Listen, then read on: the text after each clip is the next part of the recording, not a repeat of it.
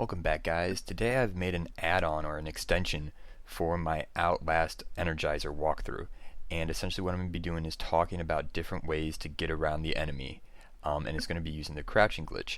Now the glitch isn't perfect, and I'll show you different examples in here, but in the walkthrough itself I will have notes pop up during the video, and it will actually tell you to go look at the description, and then in the description you can correlate that section with the timing of this video to help you then actually skip to where you need to go. So without further ado, let's get started. For those of you who frequently play games such as The Duty, this should be fairly simple for you. And essentially all we're going to do is we're going to teabag repetitively. We're just going to press the crouch button over and over again continuously. Now there is a flaw with doing this glitch, and it actually occurs on my first try here. And what it is we have to continuously mash the crouch button. If we stop, then that is where problems occur. And so right there I slipped up and I missed the button once. And so what ends up happening is he runs up to you again. But in the coding of the game, he has already grabbed you. And so what happens, it doesn't matter how far away I get, when I stop crouching again, he's then going to force pull me back and rip my head off. And that is the main issue that we are going to have with this glitch, is if you mess up, and it only pertains to Jaws though. If you mess up around him, he will grab you. It doesn't matter how far away from him you get, he will force pull you back and rip your head off. And so as you can see in this next attempt that I do, I actually make it past him. And so I'm going to go ahead and let him bust down the door. I'm standing off on the side so that way I can get around him. And I'm just going to keep crouching. Now the other thing is not to get too close to him. There are certain places, especially the last time you encounter him before he dies to the wall rider, where you actually cannot get around him, and you're actually going to have to then kite him around through the doors in the back. And so I'm going to go ahead and skip forward here, and we're going to go ahead and do it to this guy back here in the generator room.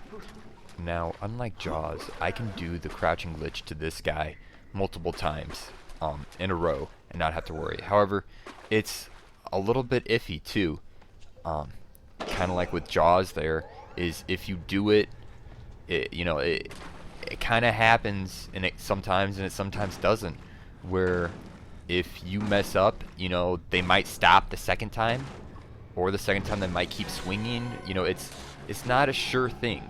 You kind of got one shot at that, and then after that it's kind of up in the air of what is going to happen. And since there is that risk factor, it's debatable of whether you actually want to do this later in the game and take that risk. So it's just at least nice to know how to do it if you ever get caught in a corner or start getting attacked by people. Now we have just fallen through the hole in the prison block, and this is the place where we have to activate the first decontamination chamber. So what I'm going to go do is I'm going to go run back here. That guy who's bashing in the dude's face, he's going to actually start coming after us once we press the button. So we got two guys to worry about here. So I'm moved over to the side of the room to get him out of the path, started crouching, and then locked him in position over there out of my way. And I continuously crouch over to the button, smack it, and then once again go back to teabagging immediately. So I'm just going to mosey myself around him, make a little sprint over here, and then bypass this guy by also teabagging. Now once we get through here, we're going to go straight for the decontamination chamber, and we don't have to worry about hiding in the other room and luring the other guy away. We're done with it and we're moving on. Now, this area is shortly after the first decontamination chamber. I've gone ahead and shimmied along the edge and bypassed the Dixie twins, and I just picked up the key card to open up the security gate. Now the glitch, the teabagging glitch, does not work on the Dixie twins, and this is the only place where we actually go out of our way to avoid them. And so this would be the only place you'd actually have to use it on them. But I have tried multiple times and it does not work on them. So when it comes to encountering the Dixie twins, do not try the crouching glitch. It does not work on them. Now here we get flung out of a window. We land on a smorgasbord of decapitation and carnage, along with the police officer from Cloudy with a Chance of Meatballs. Now, this is the place where I tell you to pull out your camcorder and to hurtle over the bed and try and beat Jaws up the staircase and over the railing. Now, while that in itself is risky, trying to do the crouching glitch here, it also poses a risk in itself, because you're also getting really close to him. and that in itself is dangerous because he can then, no matter how far you get, you know, he'll force pull you back. So that's one thing you gotta watch out for. If you don't feel comfortable with either method, you might just want to kite him around in the basement and then run up the stairs that way. Now here we're back in the sewers, and this was where actually I'm doing the same exact thing that I did before, except for instead of hiding behind those boxes, I'm gonna go and I'm gonna charge at him. And what I'm gonna do is I'm just gonna go ahead and do the crouching glitch again. And this way it prevents me from having to wait for him to walk all the way back there. And this actually saves you a couple minutes. And from doing that, then I'm gonna go ahead, run all the way back, and hit the other valve. That thingy. Yeah. So we go ahead, we do that, we come back out. Now, he shouldn't be too close, but he should be right around the corner. And you can see there's the light, so you won't have to use your camera, but be wary that he is right there. And just simply, you know, crouch until you're past him. And it's as simple as that. You really don't have to get too close, so there's nothing to worry about here, and you can actually just do this all the way through this little section. And then after this, we go ahead and we will jump down the pipes, and then we get to the cesspool. Now, for the cesspool here, I tried doing the crouching glitch, and so I ran straight up to him. Little did I know you cannot crouch in the water. So there goes my face once again. And you'll see that happen throughout as I try different various methods of doing this. Now, what I ended up doing though is I pulled out my camcorder, and you don't need to, but I do the same procedure. I cut to the left, and I'm looking for that light, and it's actually another tunnel over here, and I walked past it this time. I don't know why. Maybe I don't know what I was doing. But anyways, then cut right, keeping the light of the tunnel, or of the shaft where the ladder is, over to your right. And so I'm moving along the same path that I would. But this time, you can actually sprint through here. I said walk as fast as you can without sprinting. You can actually sprint all the way through there, following the same path that I followed in the other video. And it was just, I was being cautious, but you can make it through there. And then up the ladder we go. So the other thing is that you have this chase scene, and you really never have an issue. You shouldn't have an issue, really, unless you miss a jump or something. Now, the thing is, I do show for an example here that you can do this to more than one enemy at a time. So I reopen this door, run back over here, and as you can see, I am then able to make all of them freeze in position by doing the crouching glitch. So this is just to show you that it does work in this chase scene, but don't use it unless you get hung up. We're going to once again jiggle our joysticks until we get out of there, vomit on the floor, grab our camera, and then we're back in business. Now, I tried opening these doors, but they're locked. So we actually have to wait through this entire scene. And so I'm just dancing through the room. I'll fast forward it to spare you that. And essentially, you really don't do anything different here than in the guide, but I do taunt him. I do dance in front of him, and just to show that it does work on Mr. Scissor Claws here. So even though if you follow my guide, you won't have to use it on him, it's still it will still work on him if you do get caught up. However, there is one exception, and that is the last part here when you actually grab the key. Now, while he's chasing you, you don't have to worry about it, but for this, I would then pull another Houdini and hide behind that door that I opened. But instead of doing that, I'm actually going to go ahead and move over to this other corner of the room, and I'm going to go ahead and do the crouching glitch on him, and just bypass him instead of having to wait for him to walk all the way out of the other room.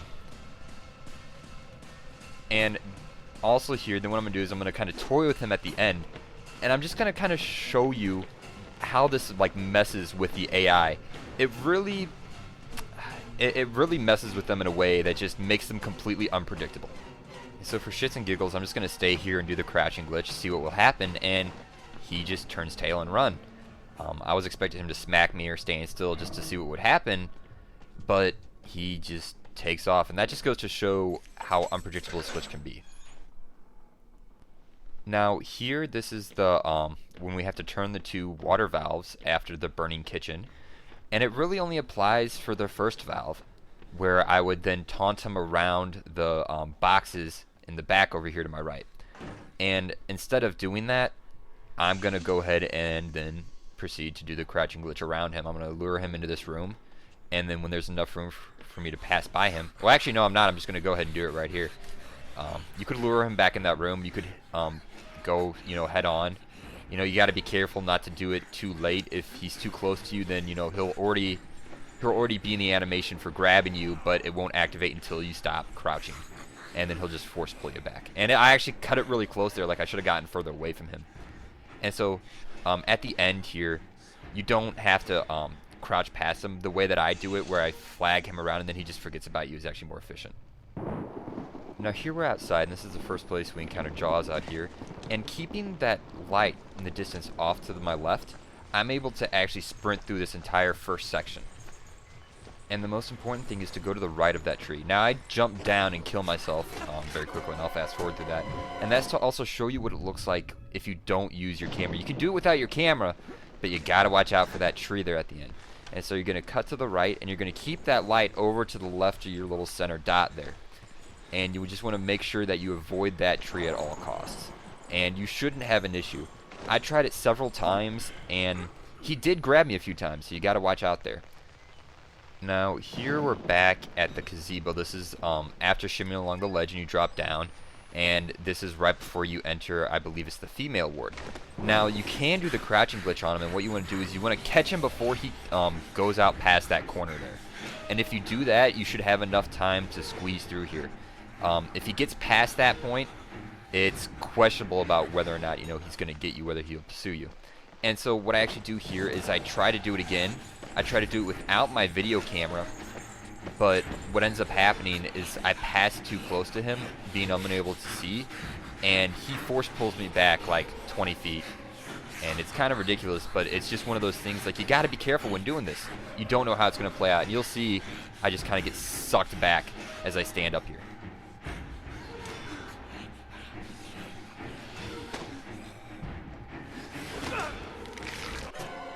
And so that's one of the issues with doing this, is you got to be extremely careful with it.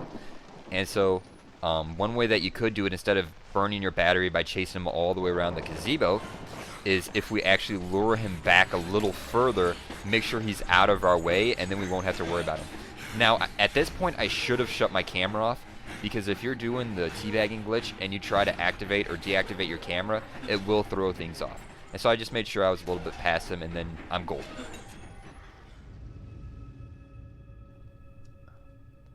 Now here we are at the fuse box section, and actually this cuts back on time considerably, because towards the end, when I picked up the last fuse, I was then kiting the one guy around the table, waiting for the other one to jump into the room, and I'd also sit here behind this bed, and so this actually cuts back a few minutes. And so what I'm going to do is I'm going to go over here, and right at this turn here to my left is where he actually is. And that is, he'll always be there that first time if you're fast enough, so you can actually easily get around him. And about once you get to the light, you can go ahead and start sprinting. And I closed this door behind me, but if you notice, the music changed and he isn't following me, so I could have left that door open and then used it later. Now I'm navigating through the dark here, and I pull up my camera I get stuck on a wall, and I head off to the right.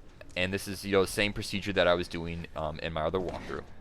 So I'm gonna walk through here, pick up the fuse, and actually, because the other guy wasn't chasing us back here, I have enough time to go ahead and just sprint over to the other door, because sometimes if you're slow, he will be at that intersection there waiting for you.